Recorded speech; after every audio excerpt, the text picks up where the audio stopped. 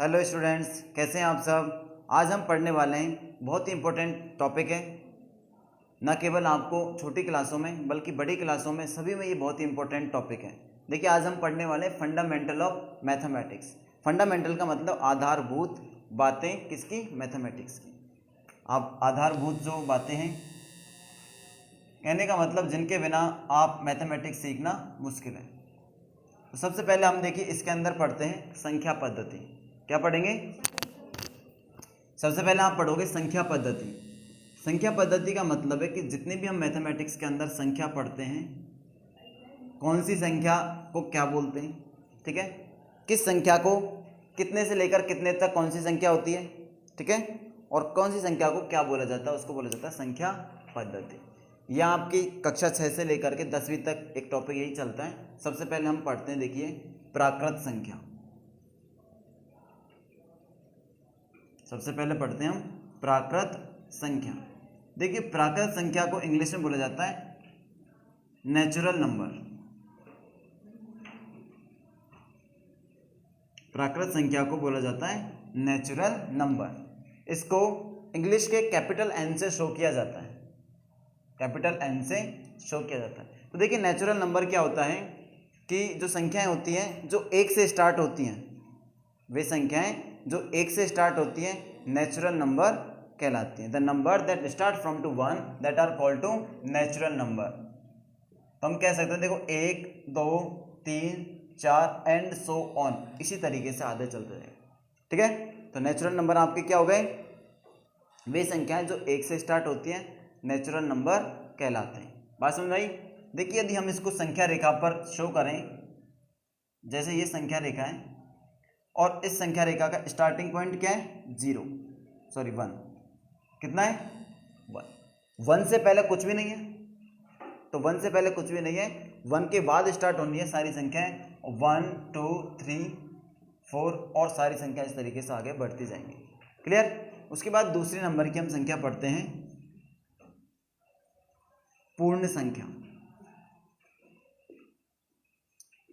देखो, धीरे धीरे ये 1 2 3 से स्टार्ट होती गई। फिर पूर्ण संख्याओं में क्या हुआ?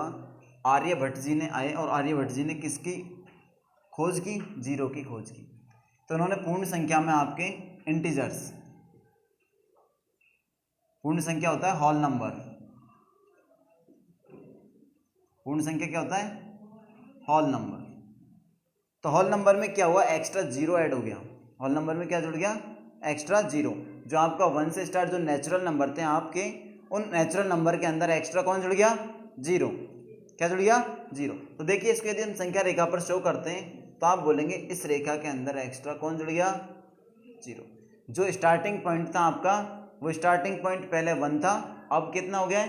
0 0 1 2 3 एंड सो ऑन, इसी तरीके से आगे बढ़ती जाएंगे। क्लियर? यहाँ से आपके 0 से स्टार्ट हुई और आगे इसी तरीके से चलते जाएंगे। उसके बाद हम पढ़ते पूर्णांक संख्याएं। कौन सी संख्याएं? पूर्णांक संख्या।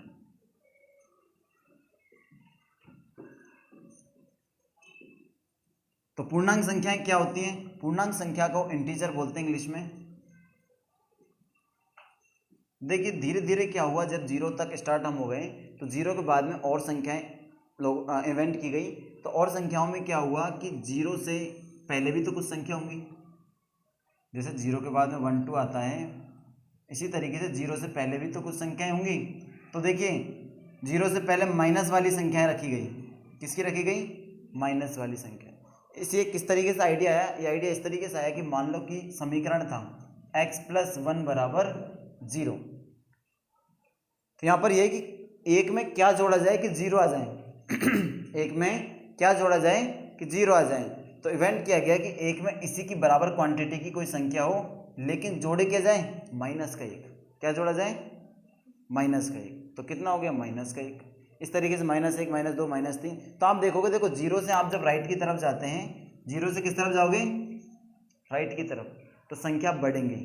और 0 से यदि आप लेफ्ट की तरफ जाते हैं तो संख्या का मान घटेगा। इसका मतलब हम कह सकते हैं, जैसे देखो, 1 से बड़ा कौन होता है?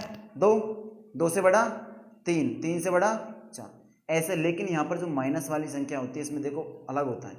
आपका जो -1 है उससे छोटा -2, -2 से छोटा -3। कहने का मतलब ये हुआ कि -1 बड़ा है कितने से, -2 से। जैसे ही आप लेफ्ट की तरफ जाओगे, जितना ज़्यादा लेफ्ट की तरफ जाओगे उतना ज़्यादा संख्या का मान कम होता जाएगा। क्लियर? देखिए इंटीजर समझ में आ गया आपको। इसके बाद में आपकी आती है परिमेय संख्या। चौथे नंबर पे क्या आती है? परिमेय संख्या।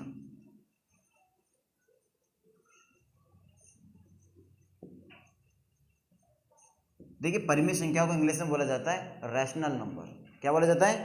Rational number.